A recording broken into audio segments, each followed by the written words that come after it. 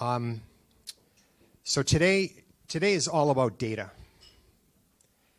And the Destination Groton Committee has been working for, well, some of us for 4 years, other ones for 2.5 to 3 years, and accumulating data and building a case that would substantiate economic development in the town of Groton,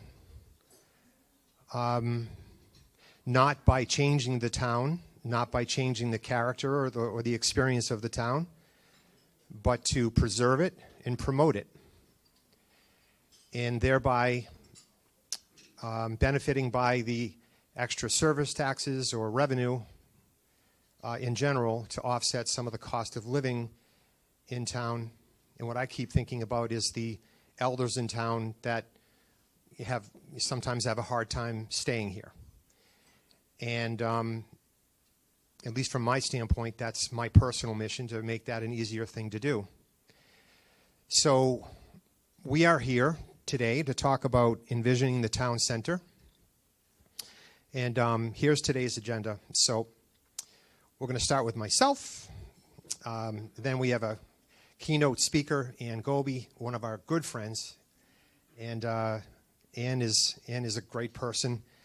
And she was instrumental in awarding us a $50,000 grant to study the economics and how to build the town center out with respect to retail development and economic development.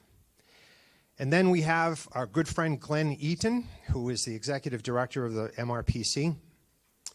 And then our own beloved, have I told you how much we appreciate you today?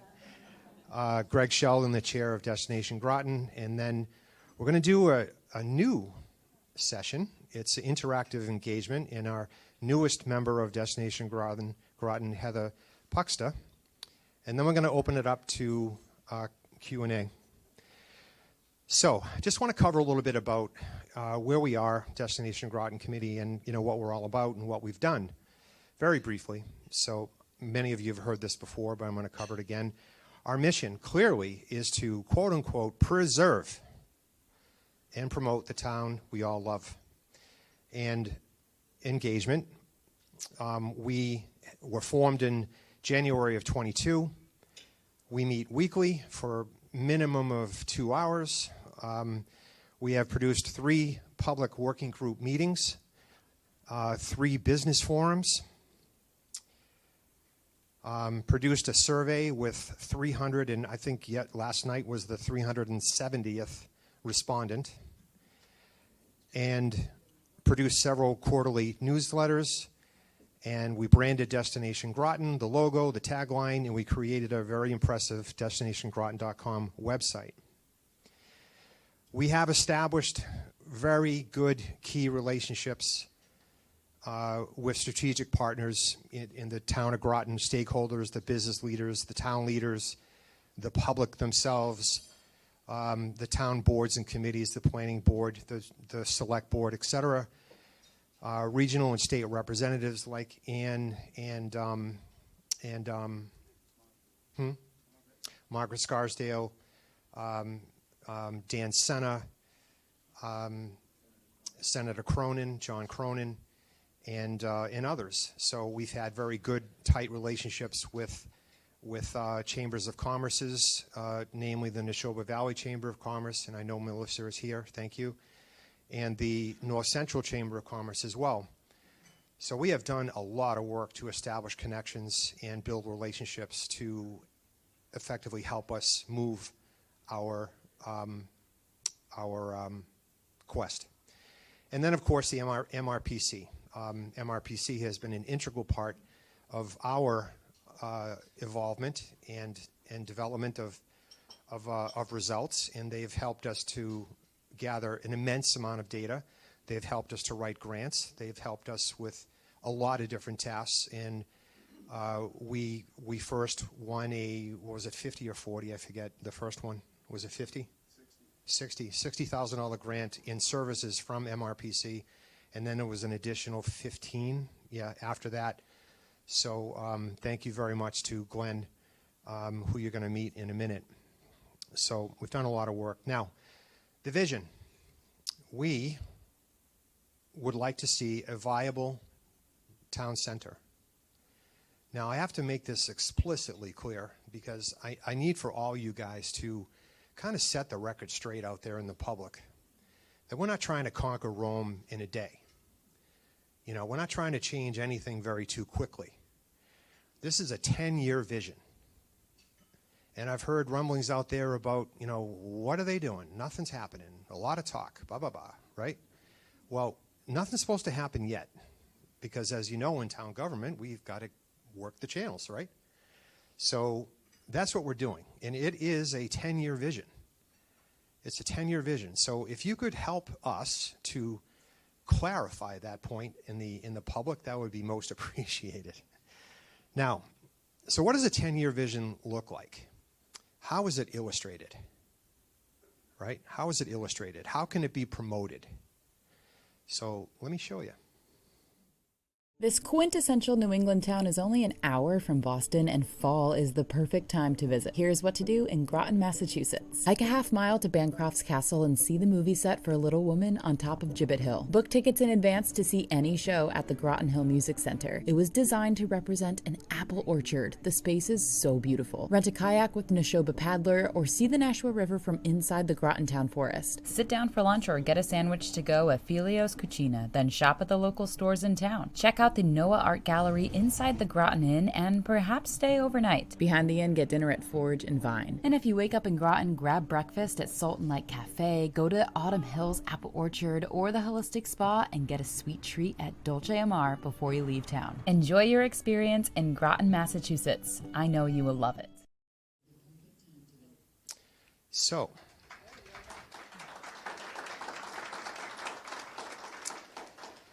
that's pretty cool, huh? Well,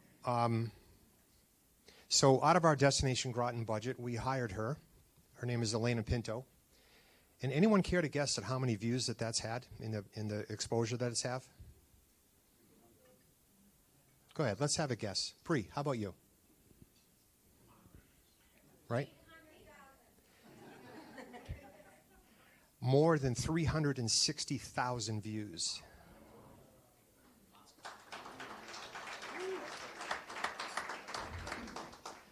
So we know what to do in order to draw tourism at a predictable and controllable level to Groton. And this influencer, Elena Pinto, she did a wonderful job.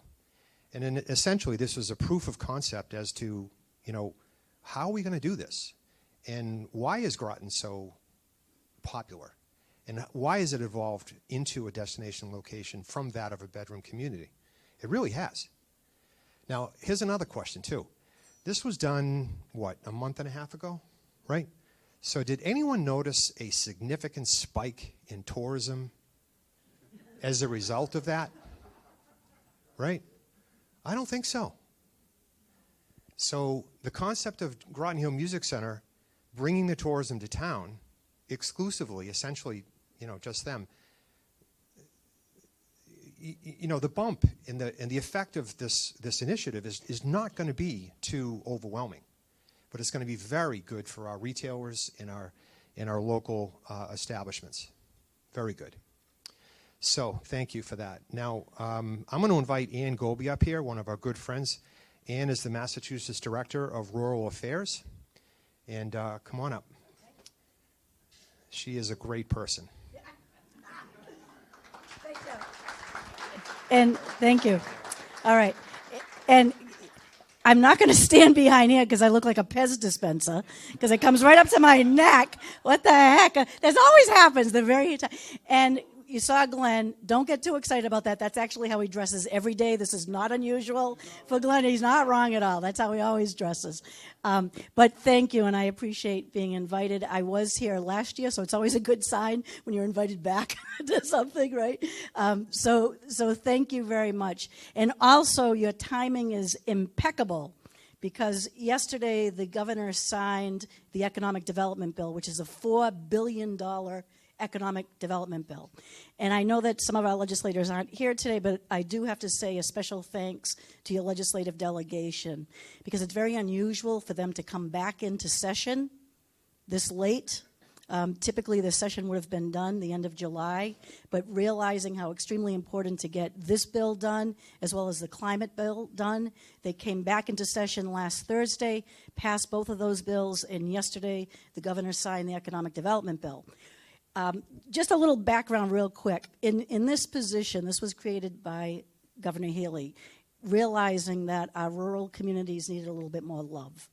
And out of the 351 cities and towns in Massachusetts, 181 are classified as rural. And what we use as a definition, if you're a community under 7,000 people or less than 500 people per square mile, you're classified as rural. So we make up more than half the land mass of Massachusetts, but less than 15% of the population.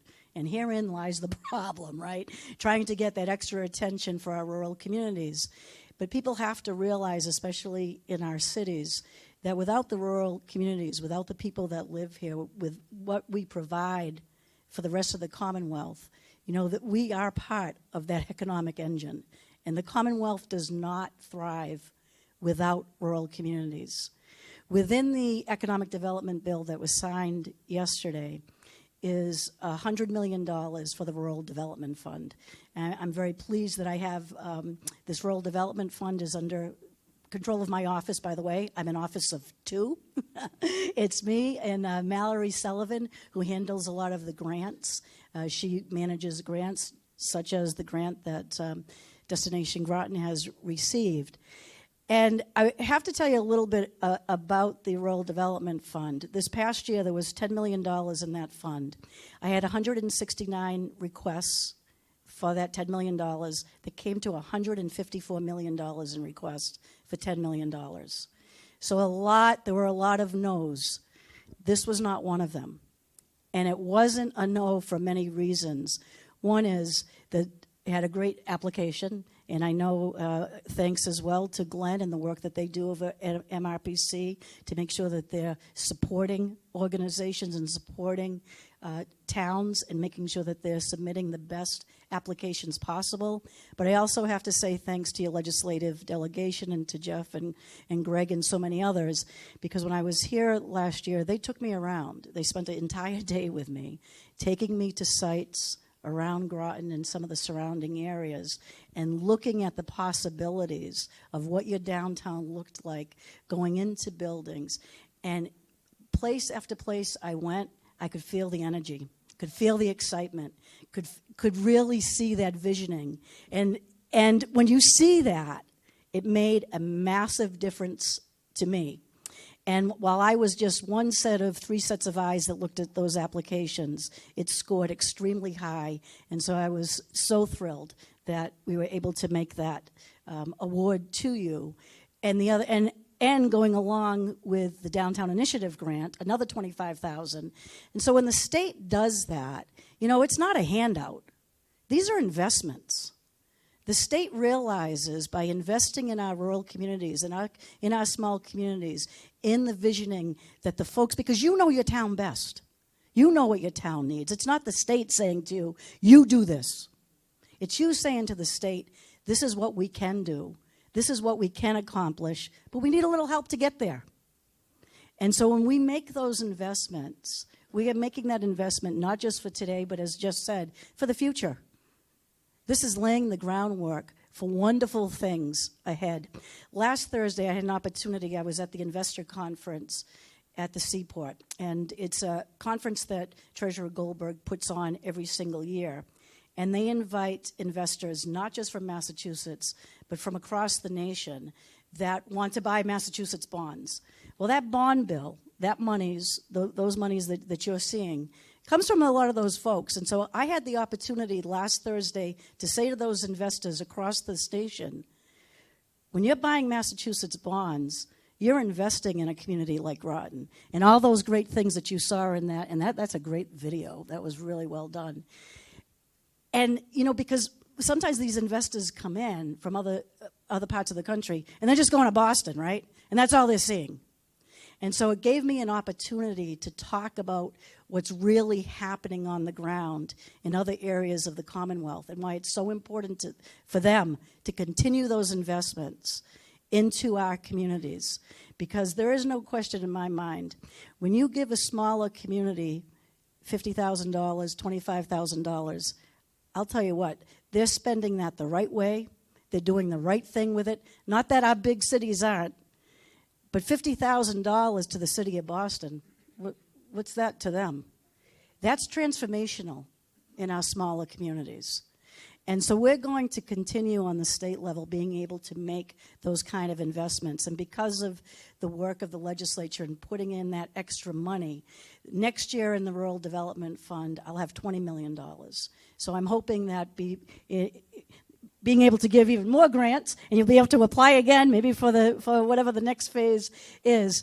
But you know, that's part of the work that is so exciting that I get an opportunity to do, to be able to go into communities and seeing what their visions are, and where we can be, we as a state, where we can be the most helpful.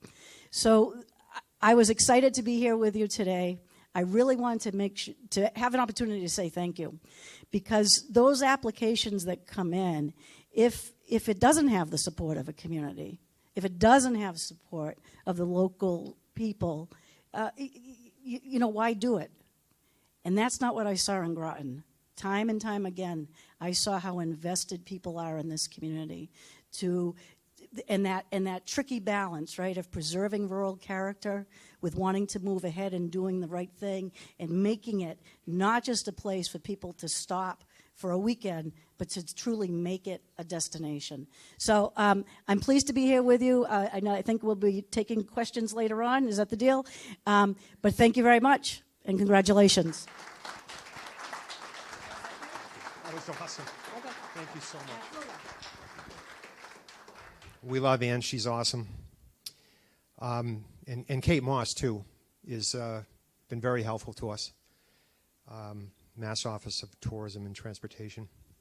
So our next speaker is Glenn Eaton. I think I want to call him Sergeant Major Glenn or Private Glenn. He's the Executive Director of the MRPC, and he's going to be presenting some pretty cool stuff. And again, today is all about data, so pay attention to the data. Come on up, Glenn. Can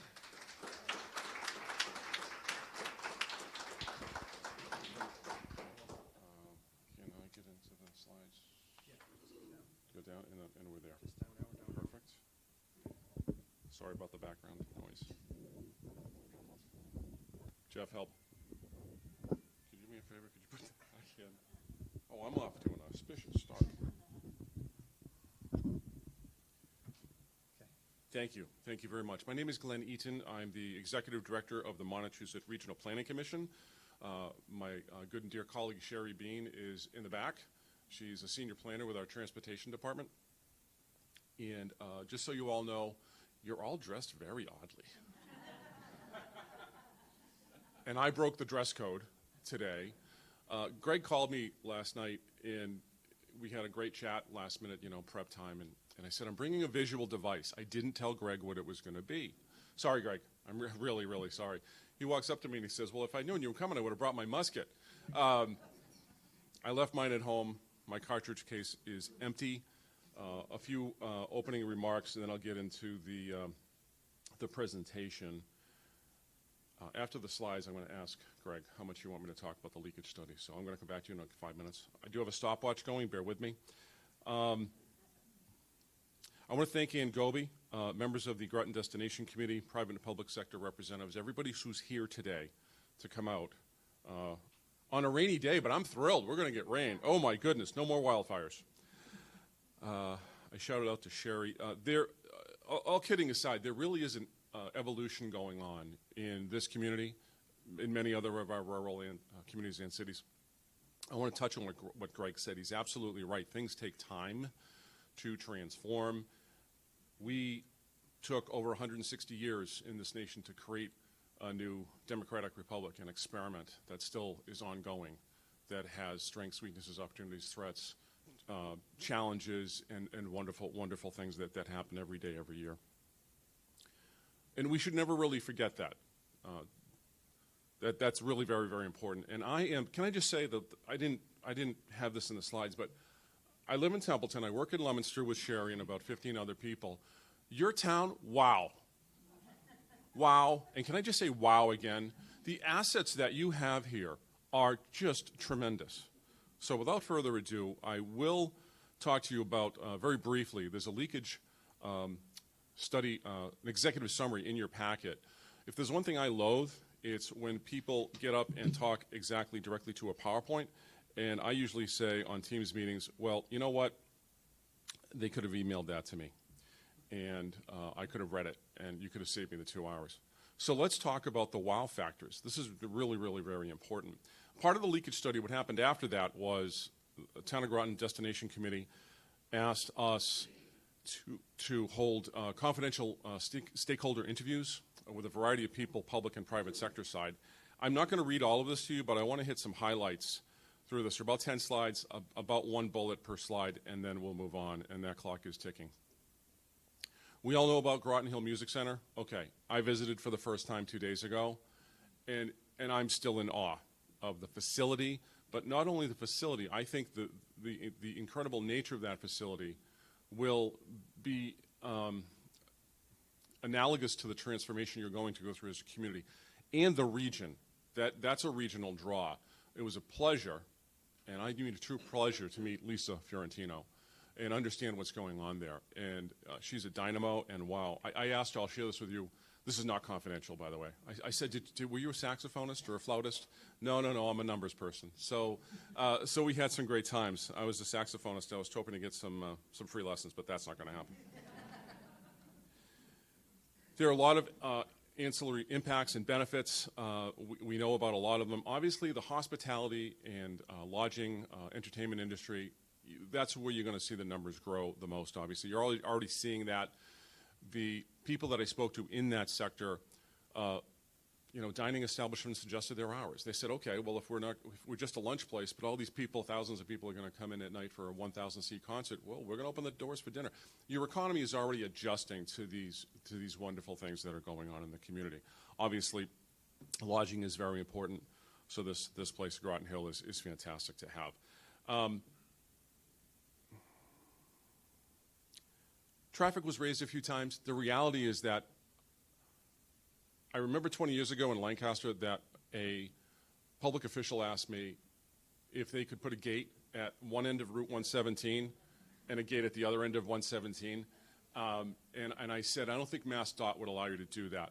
The reality is that traffic exists everywhere. I experienced it again this morning coming in. It's like, please let me in at the fork in the road. So there are always things you can do to mitigate. That'll happen. But let's not bore this meeting with what can be done. Happy to do it in Q&A later if that comes up. I'm just going to cut to the heart of the matter on permitting, local permitting. There are two sides in every community. I get the same answers, and it was similar here. Town Hall was great to me. I had problems with the permitting process. Your town really isn't any different. That's the Massachusetts way. It's the Massachusetts Zoning Act. It's not your town. Your local officials aren't bad people. If I was the czar of economic development in Massachusetts, I would take the Zoning Act, throw it out, start over again.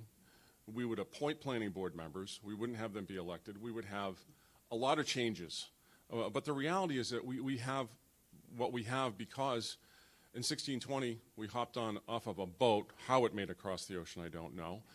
1621, we created the Mayflower Compact, and I use this statement, and I mean it sincerely. Massachusetts government hasn't really changed much since 1621. We're based on a Greek democracy of everybody gets an equal vote, and the reality is that that's okay, it works for us. Can we tweak it? Can we always make something better? Sure we can. Don't be afraid to always try to make something new. As I have my eyeballs on retirement, and may I say, this is probably the last time I'll get to be at the lectern with Ann Goby, who I met about, I'm not going to say how many years ago, but the reality is that when I met her as rep and then senator, you can't have a better director of rural affairs in the Commonwealth of Massachusetts as you can in Ann Goby. So I want to applaud her for her service.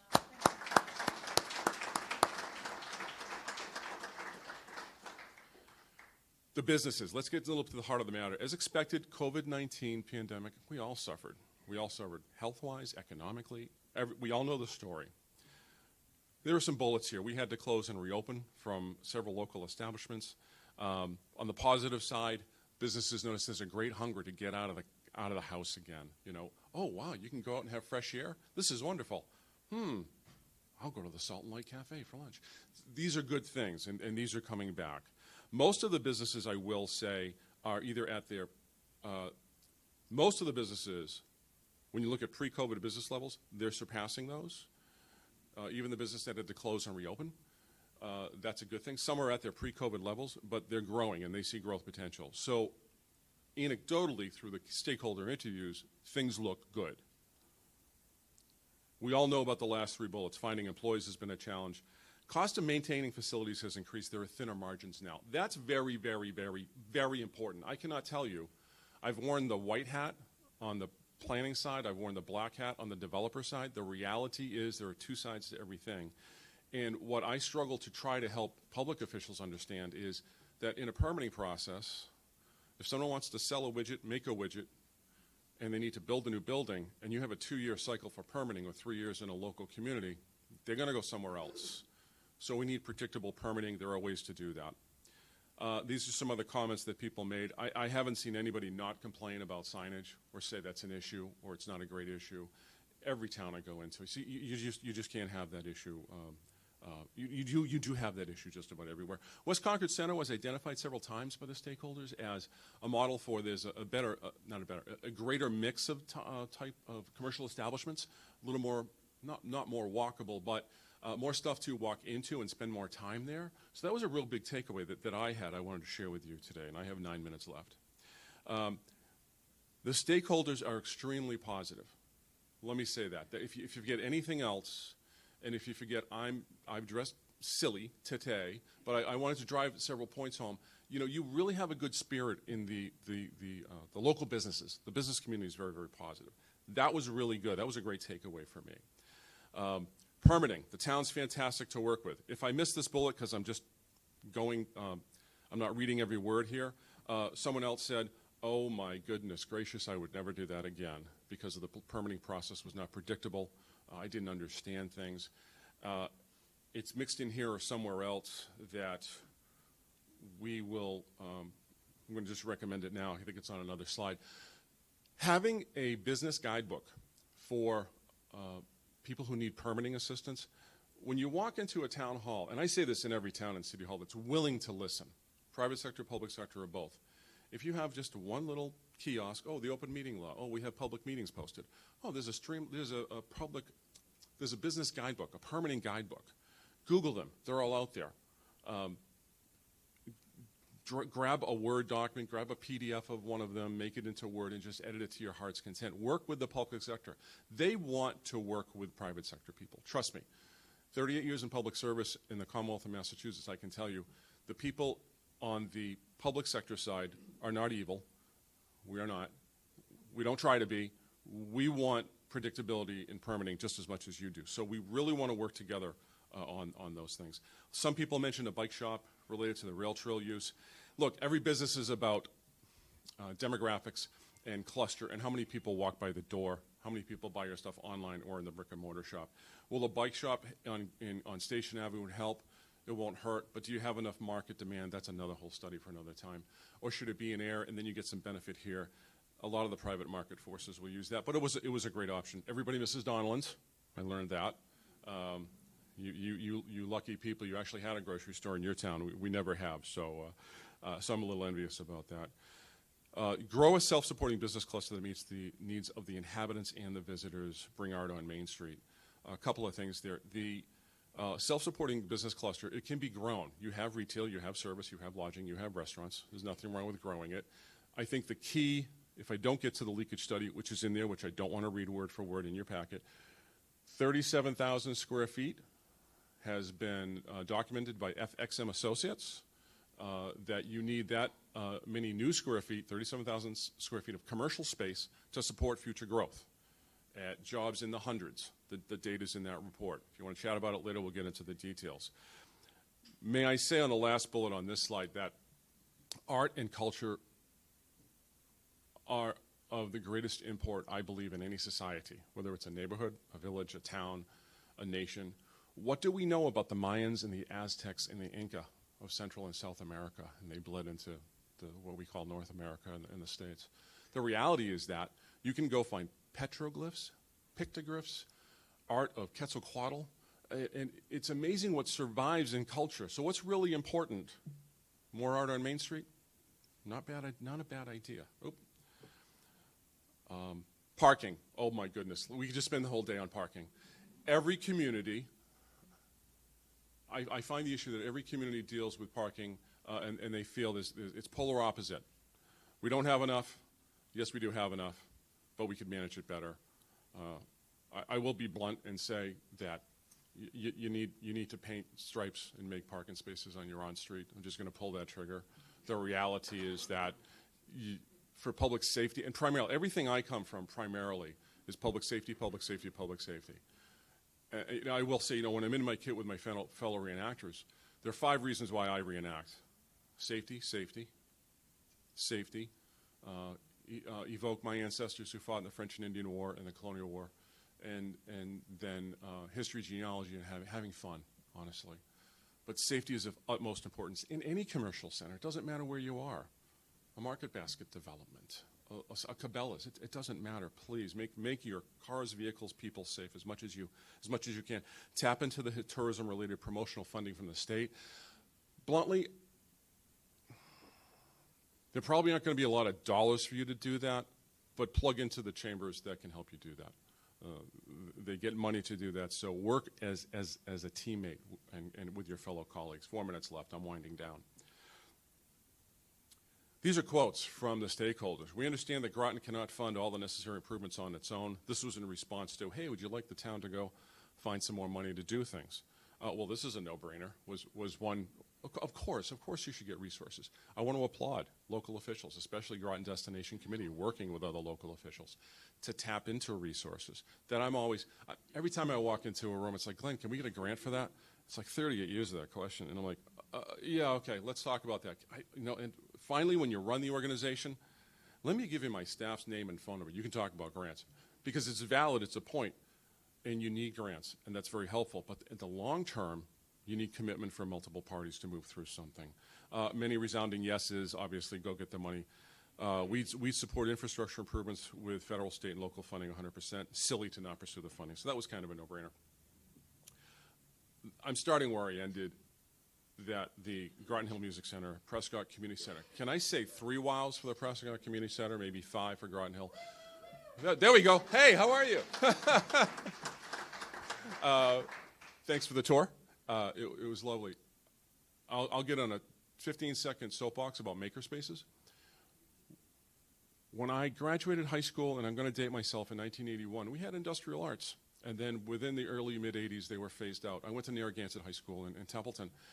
And we have lost a lot. When we're not teaching kids young adults, whatever, when we're not teaching them how to go beyond tying their shoes, but maybe they could be crafty with some string and cardboard and some glue, but go beyond that into teaching basic work skills. I'm learning how. I've been around firearms, here and there in my life, but the reality is that, when we're out there, we march in parades of safety, safety, safety. I'm learning how the mechanical system of a firelock, a flintlock, works to be safe. But the reality is that, you know what?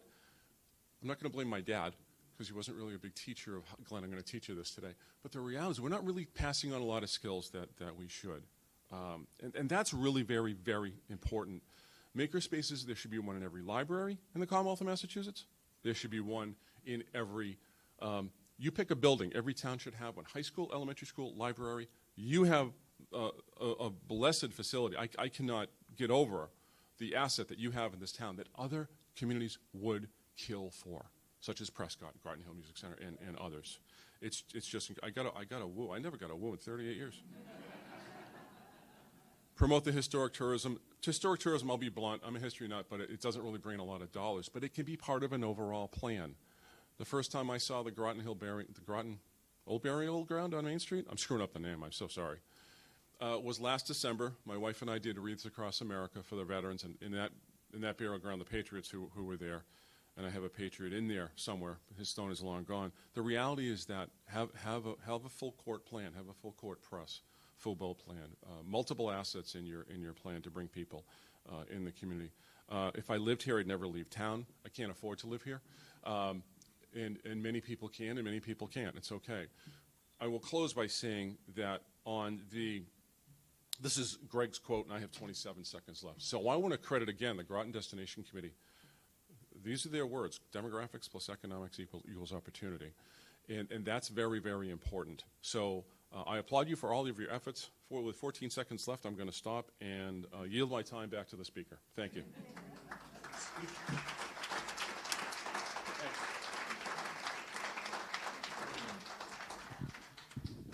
Thank you, Glenn. So Glenn's organization has been incredibly instrumental to us. The reason why we wanted feedback from the stakeholders of what the result of Destination Groton would be is to understand the barriers to entry, to understand what the public is thinking, understand what the businesses are thinking, understand the difficulties that they have in getting going and sustaining their business. We wanted to understand that acutely. Another way is that Glenn and his staff have been incredibly great about grant selection that we can apply for and assistance in writing the grants. So again, thank you to Glenn and his organization. So, all right, I want to invite Greg Sheldon up here. He's the chair of the Destination Groton Committee. Greg's going to talk about data. Data.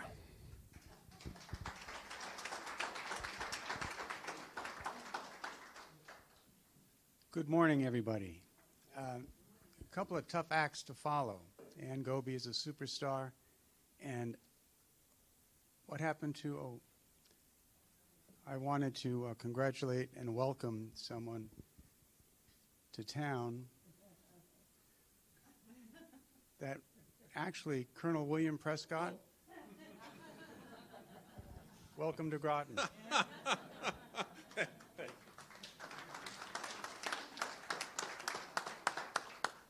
I should say welcome back.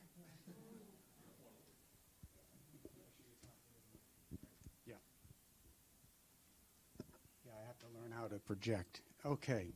So I'm going to do some boring thing here. I am going to read some notes to illustrate. We did a townwide survey over the past 2.5 years, had roughly 370 respondents. And we asked questions. Can you, got it. So the first question we asked was, how long have you lived in Groton? And the overwhelming percentage, I think it was 70%, more than 10 years. And you can see it drops off after that. Some of the questions we asked in the survey included, what attracted you to move to Groton?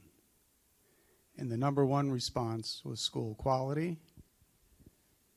Many respondents mentioned the quality of Groton's schools as pivotal reason for moving to the area. The town's strong educational reputation and access to high-caliber academic programs were seen as an asset that set Groton apart, particularly for families with children.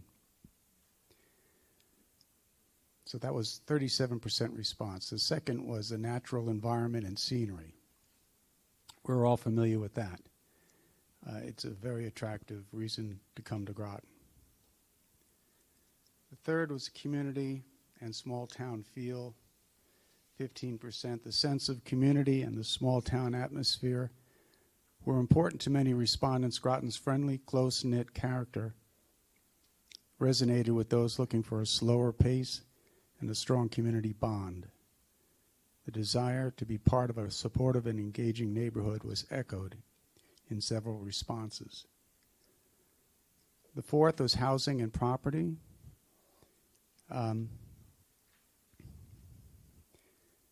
While not the primary factor, housing options and property appeal were influential for some. The availability of homes in space and character, often at a more affordable rate than neighboring areas, made Groton attractive, particularly for those seeking a home with a yard and more room for a growing family. Finally, the last was safety and peacefulness. Safety and a safety and a peaceful environment were also mentioned, with Groton viewed as a secure and tranquil place to settle down. Overall, these responses painted a picture of Groton as a town valued for its educational strength, natural beauty, and community spirit. The choice to settle here is often influenced by the desire for quality of life, from school excellence to scenic surroundings, a small town feel, and a sense of safety. For many Groton respondents, not just a place to live, but a community to belong to, with values of safety, nature, neighborliness that create a distinctive appeal.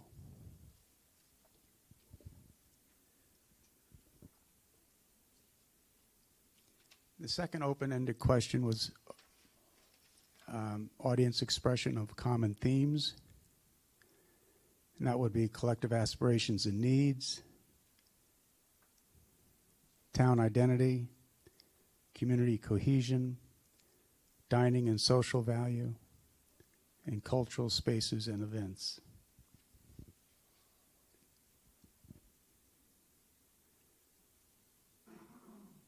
What would you like to see that would improve Groton's infrastructure and complement its reputation as a destination community? The three most specified responses were additional small retail, 31%, traffic mitigation, 15%, and walkability, nearly 8%. Would you support an organized effort, regional effort, over the next 10 years to secure federal, state, local, and private funding to address both infrastructure challenges as well as economic opportunities while preserving the character of the town we all love? An overwhelming 83% responded yes.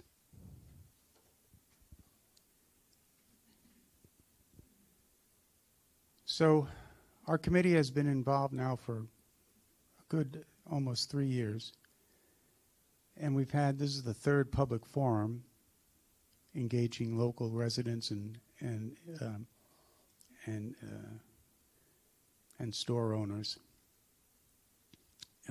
Prior to that, we did 3 public forums, had over 100 people involved in engaging in conversation. I think Jeff and Glenn framed it that nothing's going to happen overnight, but we're looking out 10 years. And we're asking questions. One of the first questions we deal with is traffic is already a lot. How do we mitigate that? How do we deal with that? And so we have an equation. We look at demographics plus economics equals opportunity. The demographics, someone would be surprised that last year we have gauged that approximately 400,000 people were visitors to this town. That involves our restaurants, weddings, performances at Groton Hill Music, our trails, our arts and culture. So there are a number of assets in town that attract people. And at this point, we're pacing at about 400,000 people.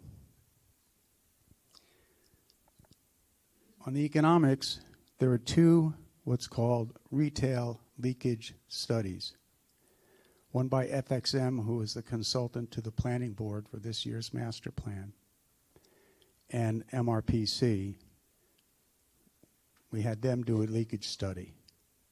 Each used slightly different data, but the thrust is on the MRPC side, there was $77 million identified as residents spending money out of town for services that they need that could be accommodated in town. And FXM had the figure at $60 million.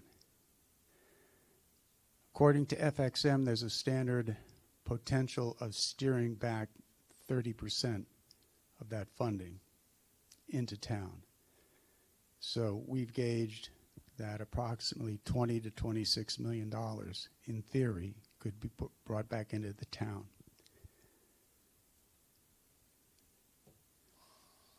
FXM identified that we could support up to 12 new shops, equaling about 37,000 square feet of retail space. This would create expanded revenue streams over time. And again, that's the important element. And that could exceed $129,000 for local taxes. Standard economic multiplier that economists use for the region is 2.5 times for economic impact, so well over $300,000. So our town center vision, number one, continues a dialogue, a conversation, input, engagement with you. We were very fortunate to win a $50,000 grant through the Rural Affairs Department, through the Rural Development Fund, and look forward to submitting more applications with all that money you now have. We want to look at hiring the services of a traffic engineer to come up with mitigating strategies. There's a recent Groton Herald editorial which spoke to this issue. You may recall a few months back there was an effort to perhaps reduce the speed limit on Main Street, and it didn't go very far. But the point of the editorial was we should be looking much broader at the issues that affect traffic. Everything from traffic flow to signage to potential bump outs, other issues. We want to have a professional traffic engineer come in and identify an idea, what it might cost, what are the sources to fund it, and how long would it take. We'd like to hire an architect planner to design a walkable town center. We intend and have, we see our plan as a complement to the 2024 master plan. A lot of work has gone into that, and we're grateful for its development. We think we can go a little deeper in a town center look. We want to create a marketing plan. Now, not just the influencer that you saw marketing, but we want to specifically market to the development community. As this plan develops and is more specific, that's going to take another 6 months. We want to specifically contact the development community and say, come look at this as an opportunity. So the next steps, we envision working closely with the town planner. We've met with Takashi Tada several times. We've been before the planning board and look forward to working with them as well. We want to put out an RFP for professional planning services. We want to engage the public and our strategic partners. I think Jeff alluded to, we have a host of regional partners. One of the early things we described in our mission statement was to work not just on behalf of Groton, but to work with the eye toward the region as well. So linking up with our state reps, we have 2 state reps in town and a state senator from out of town, so to get them part of the team. Finally, we want to establish a series of working subcommittees. After me, you'll hear from our newest member on a study that is, what's it called, Mentimeter? And there are 5 or 6 categories that she will explore with you. Think of those as potentially subcommittees we'd like to see populated by you. your ideas, your energy, your vision. We want that at the table. So let me conclude by saying thank you and let the conversation continue.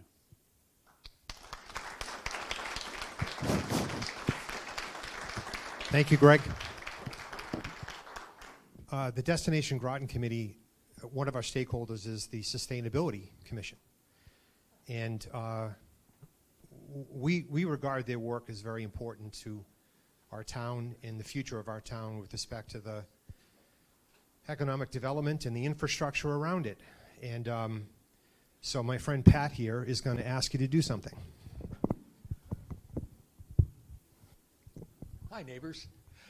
I'm part of the Sustainability Commission, and one of our members, or two of our members, are part of a climate action working group with some town officials to see whether there's support for the town adopting the state's net zero carbon emission by 2050, and if so, should we have a plan put in place to meet that? And on your tables, there's a little QR code. We have a short, simple little survey that we'd like to take so that we have your input on whether we should pursue this, and if so, how. So that's all I have, but thank you so much, and we really appreciate your input so we can have some data to work with. Thanks, Pat. So one thing that I found to be very interesting with the survey that we did with the 370, 80 some odd respondents is that 80% of them had lived in Groton for more than 10 years.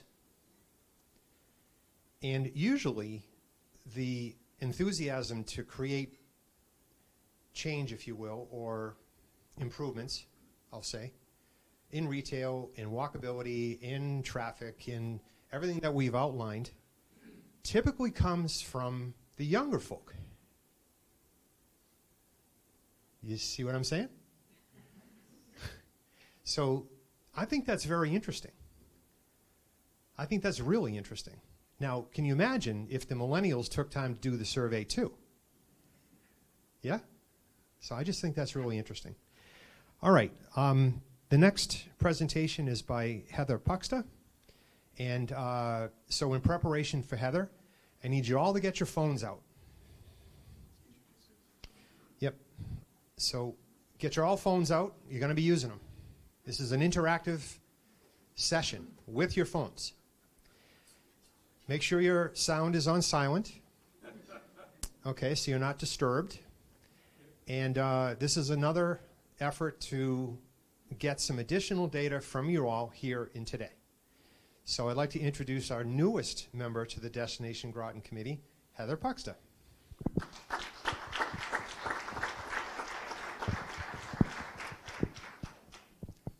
Morning, everyone. Morning. Yeah, I've received feedback I'm very loud. It runs in my family, so if I'm too loud for you, just let me know. To answer some quick questions, I'm one of the millennials who took a survey. I'm also pregnant, having a little baby girl in February, so that should tell you everything you need to know about me. We are going to try to do a little activity together today, and the activity is, oh, please load correctly. Excellent. Okay, within your folders that you all have in front of you today, there is a little sticker on the inside that should look just like what you see on the screen.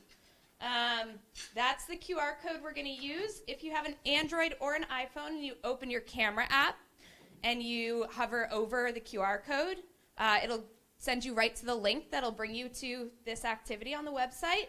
If you're not comfortable with the QR code, if it's not working for you, the website is also right here. You can go to www.menti.com and type in this code. And the way this is going to work is we're going to walk through a couple questions, and you're going to be asked to rank some things. So through all of the different forums that the Destination Groton Committee has run in the past, they've gathered a lot of data. I think that's the theme of today's session is data. And so we want to take that data and get your priorities. So we know, right now we just know there's a bunch of issues. We'd like to go through each of those items and rank them kind of 1 to 10 and see how everyone feels. And it'll come up live on our screen. So you'll be able to see all the results live, and you'll get some live feedback from your compatriots in the room. The goal of this is we do want in-table communication. So you guys, I'm going to give you a few minutes on each of these questions. You're welcome to talk amongst your table and kind of come up with what you think we should be focused on. On your screen, you should see there are going to be a couple little things. You should see a thumbs up button. If you guys don't mind, if you're in the program and you can see that button, if you can click on it for me so I know how many people are in, that would be awesome. You're also going to see a little comments button. And I just want to warn people, I love comments. I love questions. I'm going to be asking for comments throughout this presentation, but it is going to pop up on the screen. So if you don't want your comments seen, just be aware. Everything you do through this program is anonymous, though, unless you want to tag your name to it and put it in a comment. I have no idea who submitted what. So feel free to give your open and honest response and feedback. Just know everyone else is going to get it too. All right.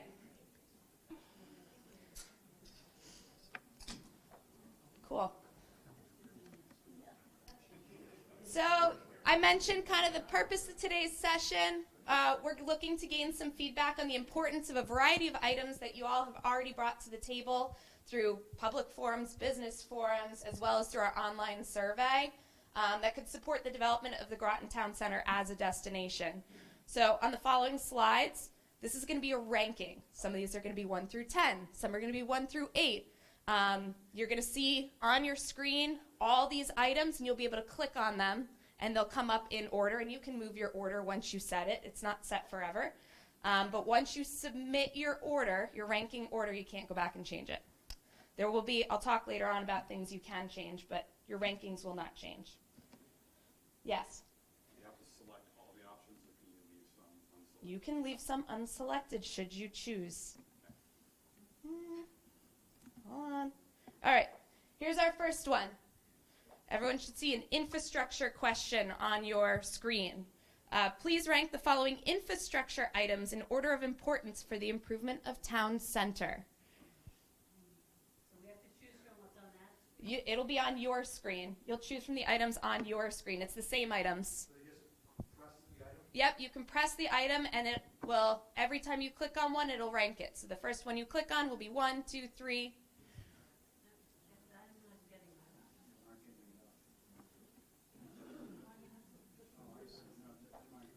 It might be in a different order. They might be in a different order because this already has a couple people who have responded. There we go. It's changing. All right. It seems like our top 3, public parking for town center and rail trail, some sidewalks, affordable housing. I like it. All right.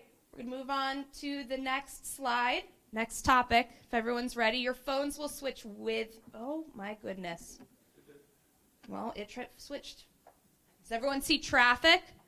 Please rank the following traffic items in order of importance for the improvement of town center. So, can I just clarify, all these questions are about town center only? Correct. Focus is town center. The previous slide, town center already has sidewalks, so I don't know why that showed up so high. Fair enough. And once again, if you guys would like to be on a subcommittee or would like to volunteer for a subcommittee on traffic, please put your email in the comments. And yes, if some are not important enough for you to rank, please just don't include them in your ranking. That's fine.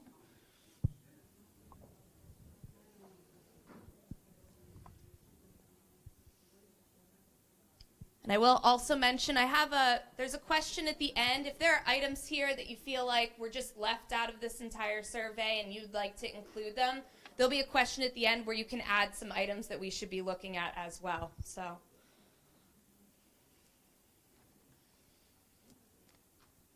again, I'll give you guys about 3 minutes for this one. Feel free to talk. All right, it appears our top 3 items concerns for traffic are painted parking on and road markings on Main Street, traffic calming measures, and speed. Makes sense to me. Awesome. All right. I think speed means we want to go faster. I mean, an HOV lane on Main Street. All right, our next question. Please rank the following commercial development items in order of importance for the improvement of town center. And again, if you're really passionate about commercial development, please feel free to put your email in the comments box.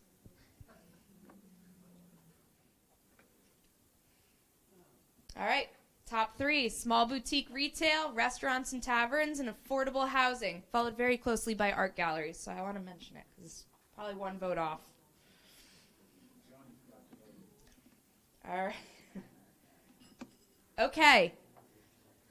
So now we're talking about promotion and marketing. Think, what do we want to promote about our town to people outside of Groton? Sort of like the influencer video, other sort of marketing items like that.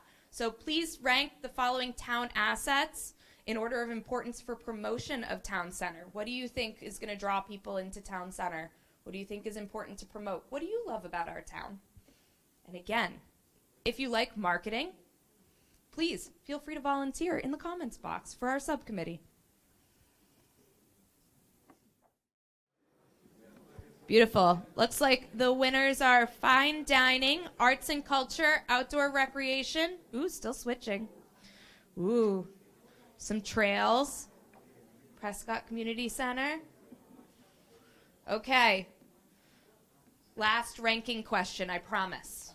But please rank the following sustainability items in order of importance for the improvement of town center. What would you like to see done from a sustainability perspective? Ooh, everyone's a lot faster on this one. So I'm not going to give everyone 3 minutes. But it looks like our top 3 were shop locally, less traffic congestion, and more bike friendly. Okay. I don't know why it's skipping. All right. So after this session, I appreciate everyone's input and feedback for this session. At the end of this session, Mentimeter will still be available to you. You can go back in, and there's a final survey question that you'll receive. So if later today you think of something that you're like, oh, I wish they had considered this item in their rankings, there will be a question available. You can go back in, scan that QR code anytime over the next 7 days, and go and submit to us any last-minute thoughts or items that you have. So there will be that final question, and it will turn into a survey after this. Unfortunately, you can't go back and change your rankings. Those are already set, but there will be some open-ended questions if you want to provide more input. But thank you, everybody. Nice job, Heather. Nice job. Heather's debut into the Destination Groton Committee went very well, don't you think?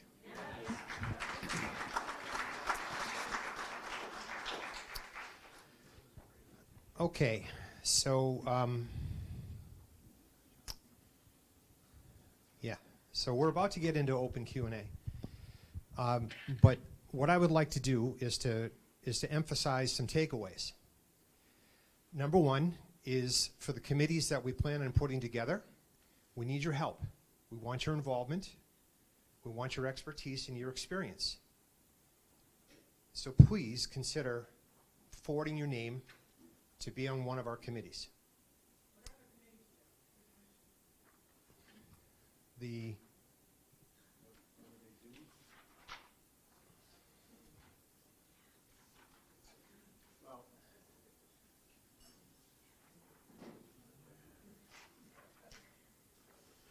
One committee is about infrastructure. One committee is about infrastructure relative to public restrooms, signage. These are just these are just ideas within the top level category. Public restrooms, signage, sidewalks, bury the power lines on Main Street. Period lighting, public parking, town center and rail trails, for the town center and rail trails, monuments, educational and historical plaques in town and on the rail trail. Second category is traffic, involving volume, speed, methods of flow, circular flow, and as it relates to possibly adapting Broadmeadow, Adams Street, Pleasant Street into additional ways to get around and through the town of Groton, the center itself. Whether that be roundabouts or, God forbid, traffic lights, bump outs. Another committee is commercial development, and the study that we're going to be doing with the grant that Ann's group gave us is how are we going to implement these suggestions? How do we implement what we're suggesting in the Destination Groton Committee and as part of the master plan too, that component of the master plan. So commercial development is how are we going to market it? How are we going to build a pro forma of sorts and then market it to the development and investment community? Small boutique retail, office space, restaurants, taverns, art galleries, movie theaters, performing arts, and town events. That is that category. Another one is promotion of town assets, trails, vistas, outdoor recreation, lakes, farms, arts and culture, fine dining, and wedding venues. Fifth is vision for Main Street, and Station Avenue, and Hollis Street, and Broadmeadow, and to preserve the quintessential New England feel and experience that we have. Increase walkability, increase public safety, and make it all more, if possible, more welcoming. And then, of course, sustainability. Cleaner air, less traffic, light pollution, shop locally, promote stewardship, rail trail, parks and space. And as we all know, what's coming is the electric revolution. So we need to gear up for that. And where are we going to put these charging stations and how and all that stuff? It's happening. It's going to happen. So these are the committees or the categories in which we're looking for help. So please let us know if you're interested in joining us. Now, we're going to be putting these together, I think, within the next couple of months is fair to say? Yeah, a couple of months. So put your name in the hat, please. So the other takeaway was in the survey, you know, the 80% of the survey being here for 10 years or more, in the response to their desires, I think is quite shocking. I think I already mentioned that. But so I think with that, let's open it up for questions and answers. And so I've got a couple of mics here. And who wants to have the first question? I'm sure all of you are dying to ask something. Jed? Josh? Of course, Becky wants a question.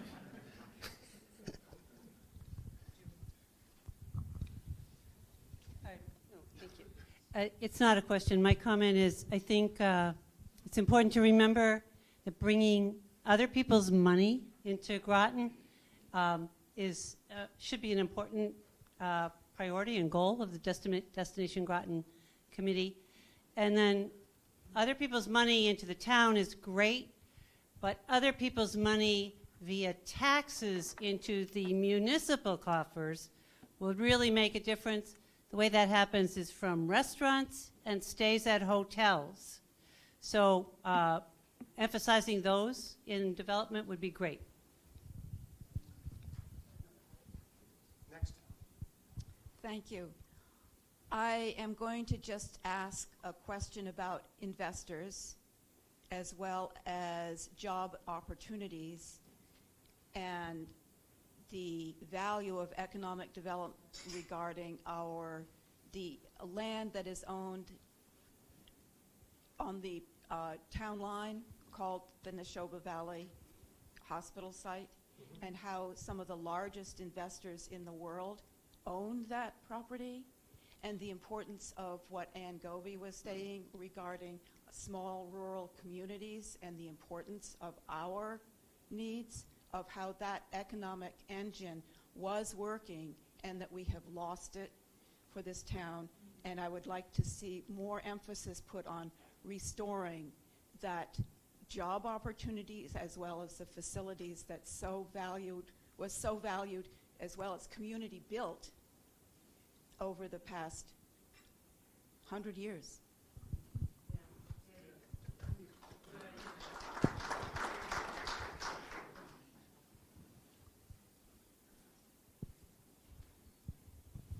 I just wondered if there's any data back on where the leakage is. You talked about, tens of millions of dollars being spent outside of our community, and that it sort of sets us up certain kinds of businesses and revenue generators, and what kinds of businesses are those? Thank you. Go deep. Go deep. Let me find the answer. Who asked the question? Oh, thank you. Hi, how are you? I've been named Ben Franklin. I've been named Colonel William Prescott, but my name's Glenn, and I'm here to help. I'm from the government. I'm here to help you. So what was the question about what about kind the of leakage businesses dollars? are people? Where are they spending their money elsewhere that the data shows we should be trying to draw back into town? There was a recommendation in, I think, the FXM Associates report about promote lodging, restaurant, food accommodation, the hospitality industry, small retail, the boutique stuff. So I think some of your responses So that's were where our leakage is? I have the executive summary, People but I'm are not sure going exactly elsewhere where for her that? answer is in that. They're going that way in a big way. Number one. Sure, I'll do that. Thank you. Thank you, Greg. Can I just hop up to the lectern? It'll be easier to hold the paper. So the key findings of the executive summary: retail leakage and market gaps. The study reveals substantial leakage in several key sectors, so hopefully that's specific to your answer, including apparel, arts, entertainment, and food services. The analysis identifies positive retail gaps where consumer demand outstrips the current supply, suggesting untapped market potential that the town could capitalize on to retain spending locally. Director Gobi and I were chatting during the survey about leakage, and if $60 to $77 million leak out of the community every year, in my house with my wife and me in Templeton, we leak a lot to Amazon. So we're not going to capture dollars, because if I can only get something that's available at Amazon and I can't get it in my hometown, it's still going to leak. There's no car dealership, to my knowledge, in Groton. There's no one in my hometown, so those dollars will still leak. But those are the types of industries. To answer your question specifically, the other key findings quickly: consumer demographics and spending. You have a very high concentration of higher income or more affluent households. 75% of the households earn over $100,000 annually. This demographic supports higher than average spending on luxury and boutique retail goods, fine dining, arts, and cultural activities, making these prime targets for new business development. So some of that's repeated in that second bullet. Please refer to my earlier comment on the Inca and the Mayan. What's important in society is arts and culture. Projected growth: Groton is poised to grow by 2028, experience significant growth projected in retail categories of arts, apparel, entertainment, foods. It's really the same stuff in number 3.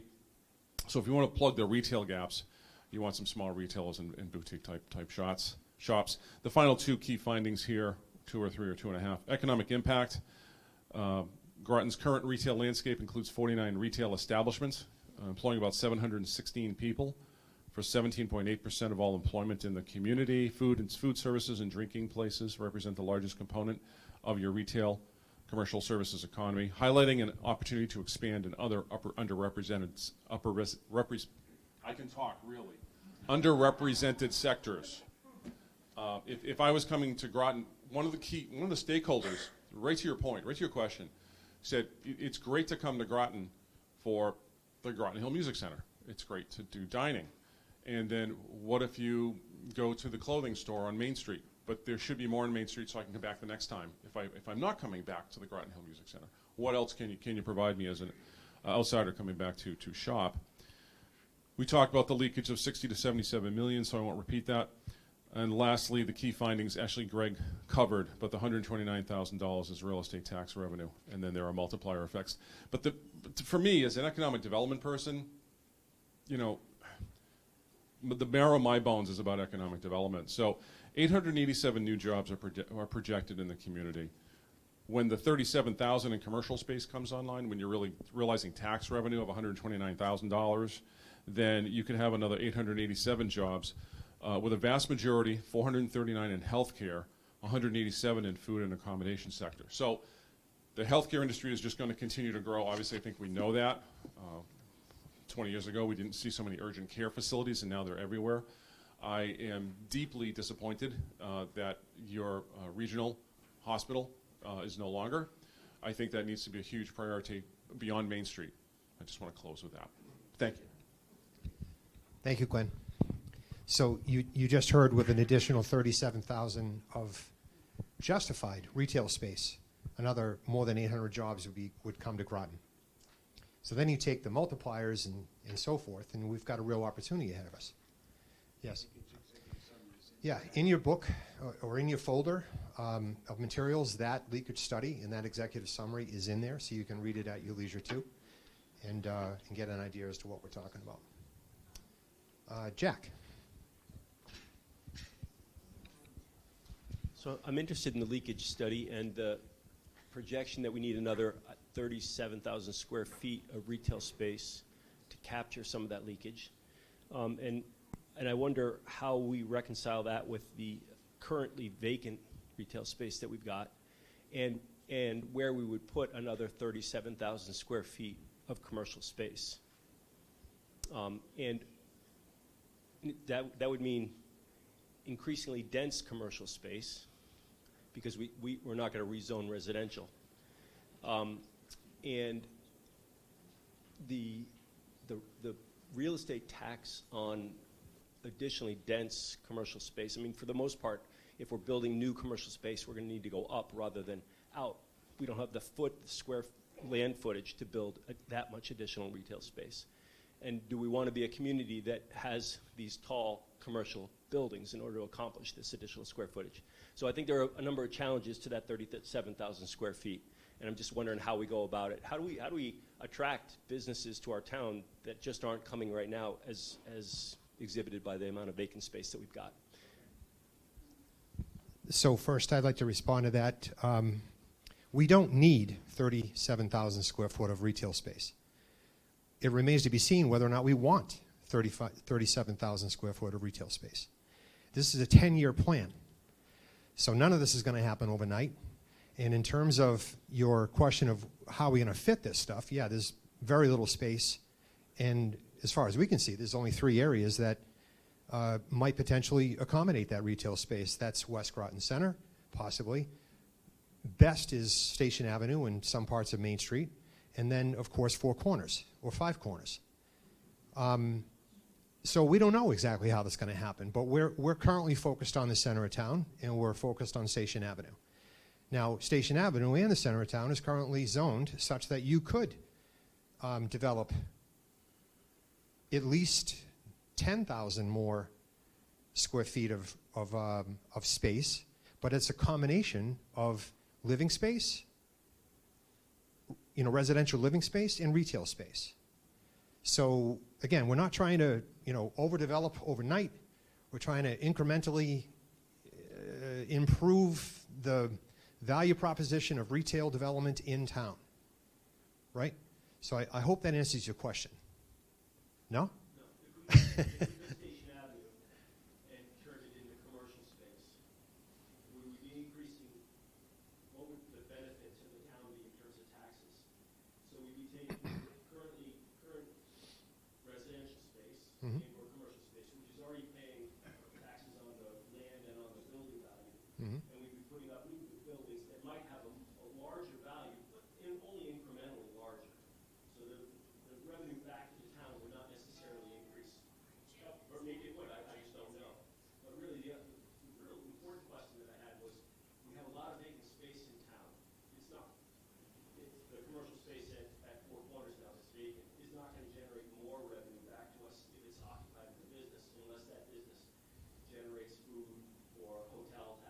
Mhm.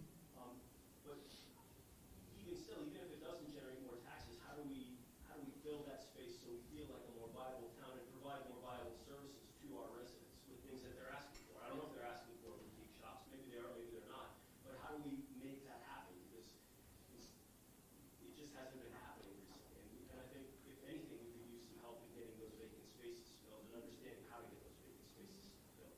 Well, they haven't been adequately marketed, first of all, and it sounds like you're signing up for the one of the committees, which I'm very happy to hear.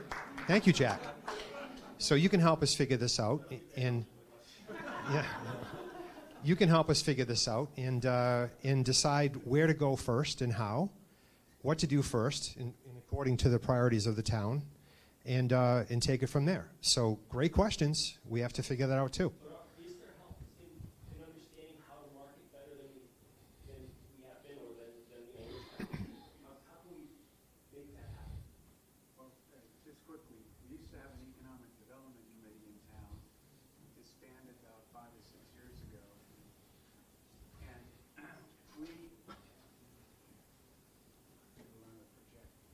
we used to have an economic development committee in town. It's disbanded. And so the Destination Groton Committee is thinking like an economic development committee, and so we want to address those questions. We don't have the answers yet. This session is to learn from you how to improve the end product. Over the next 6 months, we will spend ends money on hiring a professional engineer to deal with the traffic concerns, and hopefully a planner, an economist to help us address some of these market questions. We can't predict the future. If you think back to the pandemic 4 years ago, we're still coming out of it in many ways economically. It's coming back, and we hopefully will through a more targeted marketing effort to the development community and to the entrepreneurs who might want to open a dress shop or a bike shop or a bookstore. We want them to know we're open for that conversation based on a plan that we hope to present in the next 6 months or so. With so much effort and time and money put into updating the town's 10-year plan, other than the several meetings with Takashi that you mentioned earlier, what specifically is being undertaken to mesh this 10-year town center plan with the new plan coming out for our town overall by the Planning Commission? Well, we're collaborating with the planning board. They're aware of what we're doing, and we're aware of what they're doing. And there'll be we do have an influence on the master plan and its content. And we've done a good job of enlightening or reminding not only the committees that we need an implementation driver, right? We need a driver, and we need to have more visibility on the master plan and its evolution and its delivery, and then accountability to groups or organizations that aren't making it happen. So we can't let what happened 14 years ago happen again to the level that it did. You know, we did some zoning changes, we did a number of things, but we didn't do anything with respect to enabling and pushing any kind of further revenue in the town of Groton, specifically in the center or on Station Avenue, where all of this was approved 14 years ago. So we're pushing for an arm that is focused on implementation and regular meetings to determine where we are with the implementation.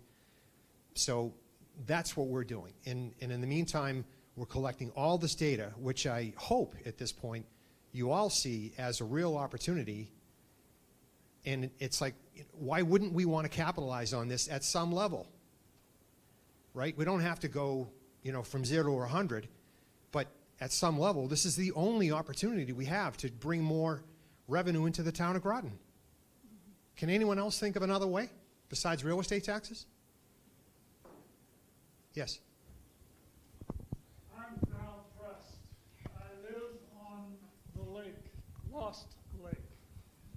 And I've been there part-time from 1946 to 2007. And I was 9 years old when I started on the lake. And today, it's a very completely developed area, and it has an interesting history. The reason why I'm standing is that I think the town at some point have the ability to buy a large pontoon boat and hire a captain and lead people all around the lakes in order for them to see it, and they could give them a history of it, and the people would pay for those rides. Ultimately, that would pay for the boat, the captain, and bring more money into the town. And that, in my opinion, would be an interesting ride and a bit of a historical perspective of what this town has had. And those lakes have a tremendous history. And I leave it to you to think further about it. Thank you, Val. Thank you very much. Yes, Lost Lake is one of the many assets that we have, and we fully intend to market it as well, somehow, some way. So, anybody else with questions? Yes, Pat. More of a statement. Mr. Eaton talked about the assets that we have. They're not here just by accident. And I'm a real fan of Robert Putnam and his bowling alone concept, where the more you can bring people together in community, like we are here in this room, the safer the community is, the more healthy the community is. By having this gorgeous place that we live in, brings people together. Rail trails, you bump into neighbors. Again, it's not by accident, and I'd like to take this minute to say thank you to stewards that really set the tone. Above and beyond the hundreds of years of stewards we've had in the town. Dave Gilson, you proved that you could make agriculture, and it's a tough business, a profitable enterprise, and it's grown to be so much more than that. Steve Weber, I think you're in the room. Thank you. Thank you, Steve. I think you were the trigger. Yes. You were the trigger that showed we could have a successful business in town, and what a service you were to us. And your family now keeping that going. Omni Property, John Amaral, Mike, this wonderful inn that we have to support that. The Prescott School, Mary Jennings, and the vision that she had to get it all going, and the great staff that's keeping it going. There's a lot of people doing a lot of work, and your call to action, we need more stewards to join these committees to make this a healthy, sustainable community that we all continue to love and live in. Thank you, Pat. Did you want to say something? Just that it's near the closing hour. Don't know if there are more questions, but just to pick up on what you were saying, I like to say at the end of these meetings, there's unity in community. Thank you.